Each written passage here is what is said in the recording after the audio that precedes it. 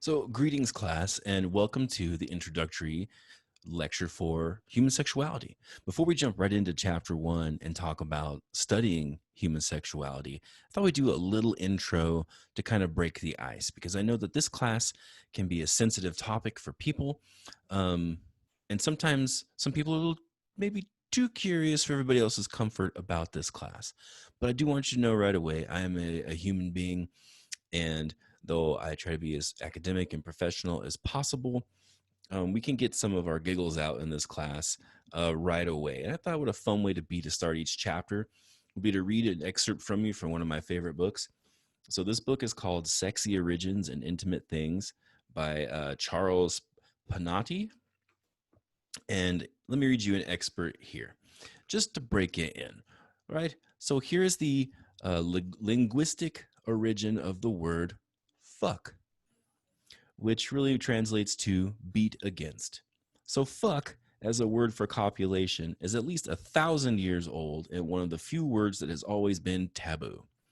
It may date back to the 6th century when the Saxons, ancient Germanic peoples, conquered and settled parts of England.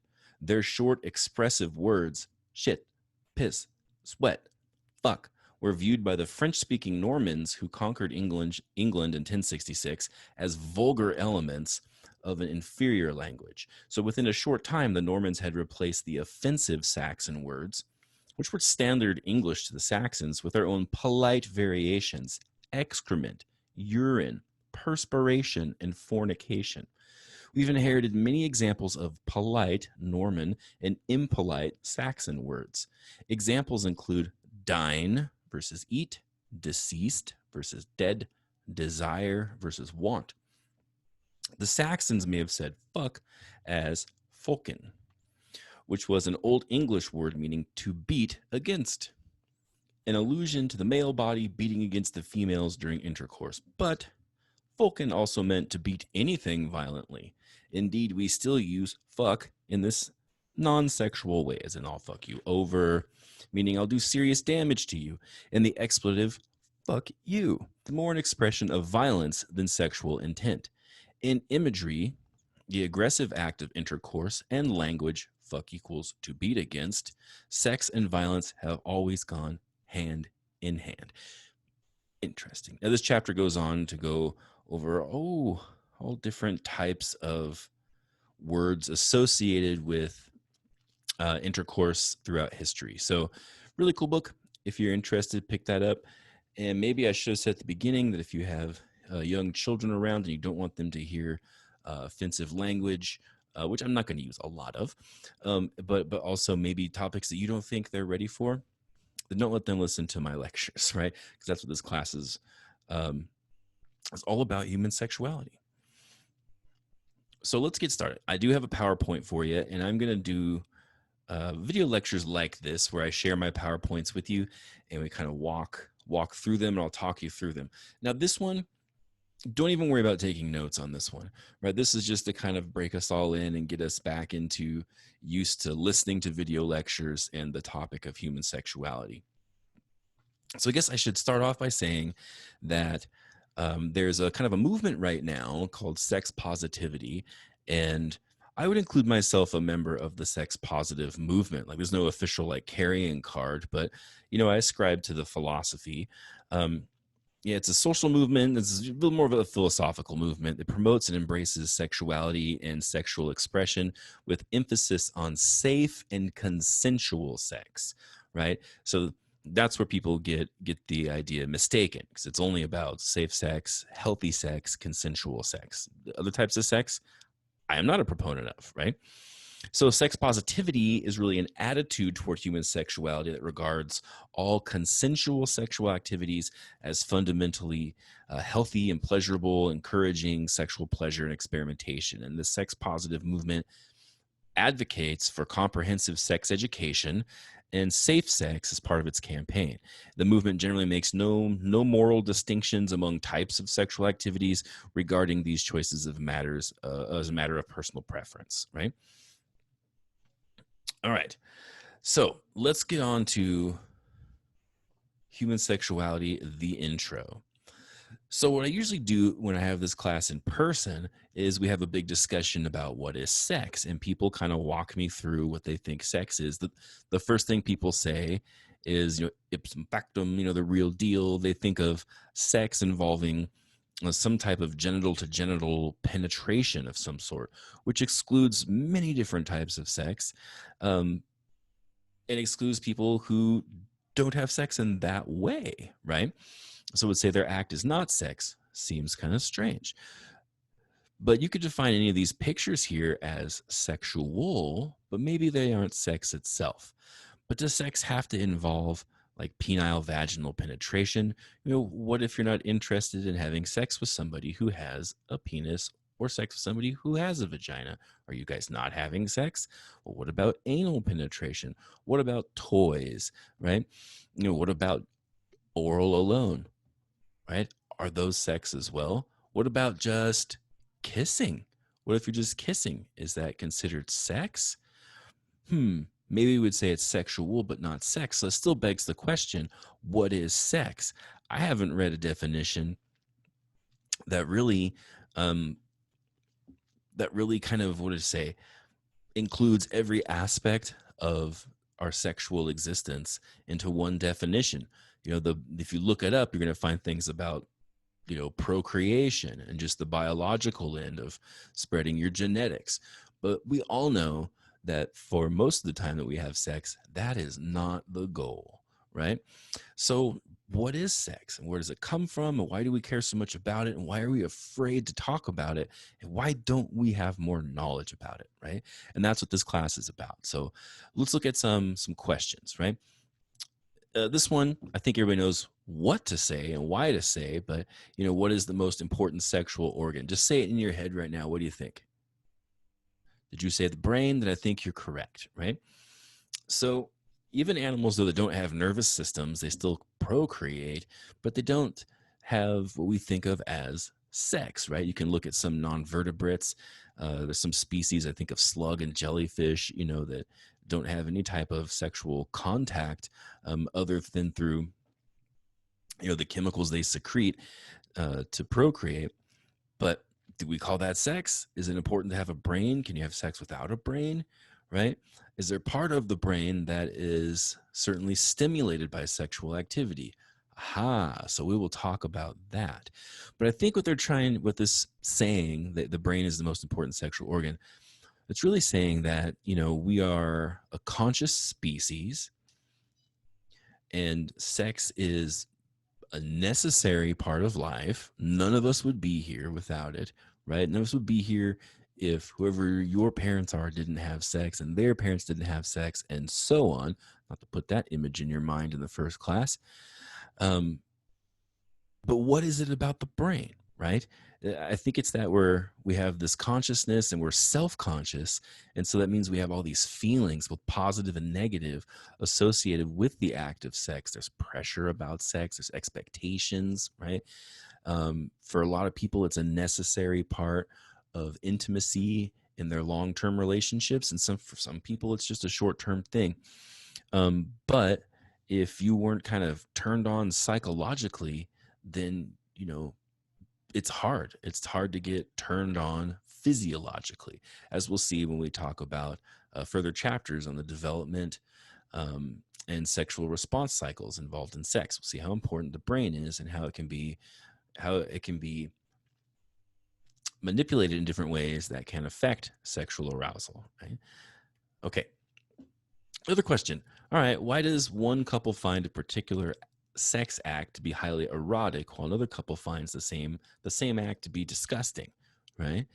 So, okay, again, now we know the brain is important because there's something about, the subjectivity of the different styles of sexual acts and sexual expression that are very, very personal and different for individuals. And we know then, okay, where do these differences arise? Well, they have to do with the brain, decision making, what feels good, your expectations, right? And the relationships you form with the people. So that's interesting. When I've learned the hard way from talking to people, I put my foot in my mouth, not in a sexual way or like this guy is doing. But saying things like, "Oh, I think this kind of sex act is weird," in front of people that then say, "Oh, well, that's kind of what we do." It's like, oops, right? But yeah, it's a personal thing. So it's subjective. That's interesting, right? Yeah. Oh, there we go. So people are into different things. Okay. So why can here's a good one. Why can a brief glance with or at a stranger just take your breath away more than sex with your long-term lover? Ooh, that's a tough one, right? So what is it? What is it about that interaction? Like imagine you're in a crowded room right now and you look over and you see, just a person that looks unreal, like a fantasy, right? And they look at you, right? Like, whoa, come back here. They look at you something like this, right? So what is it about just a glance that can stir up, all this type of sexual, attention and arousal in you, right? More so than sometimes your long-term lover can. Oh, now that's interesting, right? Because maybe you don't have all the same feelings. You don't even know this person. They're a stranger, but damn, they know how to give you that look. And there's something about that, something we communicate. And some people are good at it, communicating kind of a sexual glare. Well, that sounds wrong, right? But a sexual look, right? They're so good at it that you know what? Even Disney knows how to do it, like in The Lion King, right? You remember that scene from The Lion King where Nala's laying in the grass. She looks up at Simba with this face, and everybody's like, "Okay, dang Simba," right? So there you go. Um, so yeah, there's something universal about this, but doesn't always get included into the behavioral sciences in a regular way. All right, another question. So, how does the context or the situation define what is sexual and what is not? So, example, a physical exam.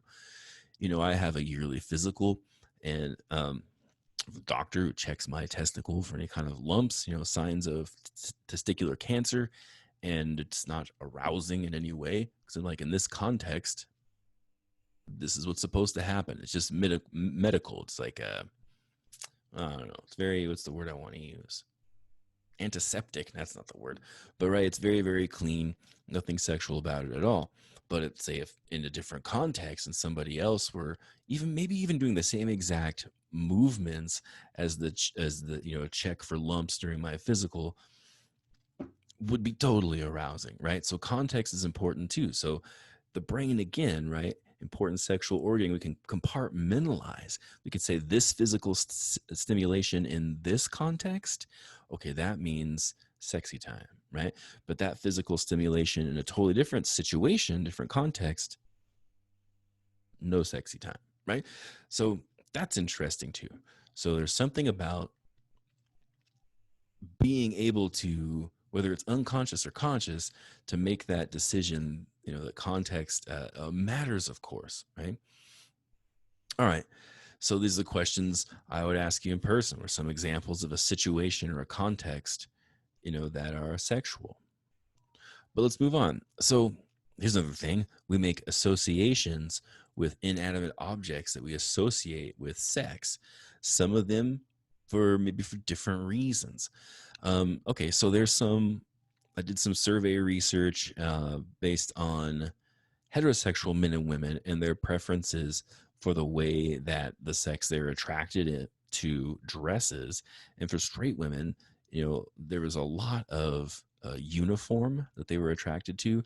And like these two guys, right? We have a police officer there, and we have the man on the left in a really nice suit. That guy looks sharp, man. But these two guys would be very attractive to women just based on their clothing, not so much them, right? Women also said, though it was not the first pick, that what seemed like almost comically rebellious clothing, right? Like that could be sexual to women as well.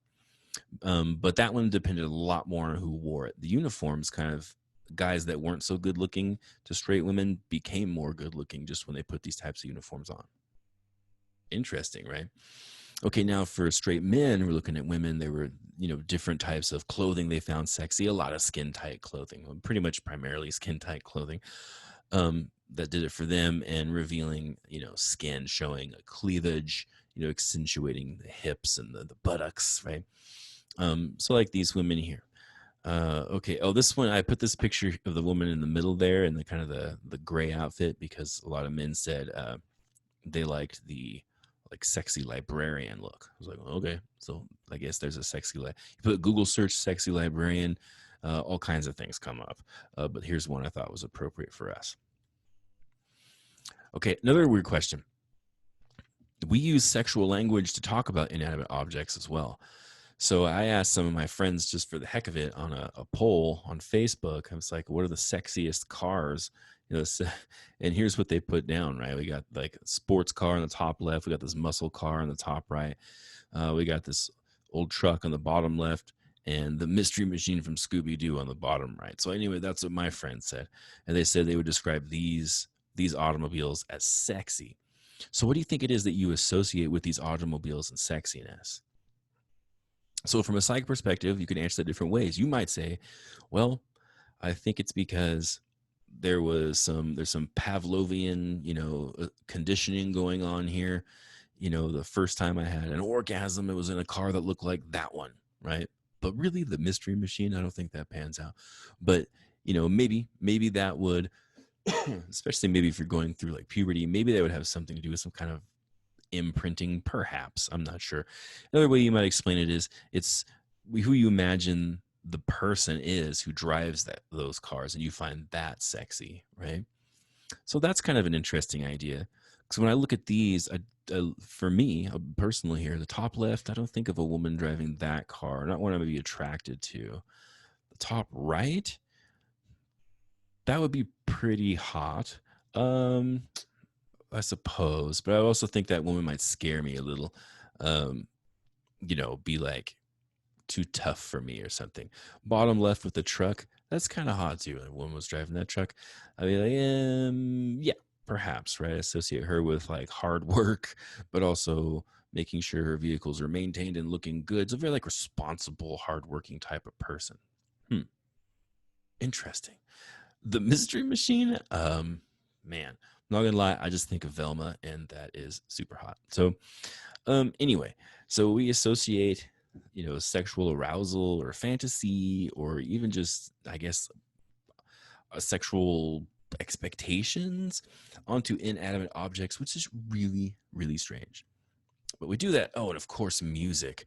Okay, so I also asked my friends for the sexiest songs, and if you haven't heard these, go watch these videos. Right, you got D'Angelo up in the top left. Oh man, what's that? I forget what the song is called right now. Oh, it's escaped my brain. Awesome song.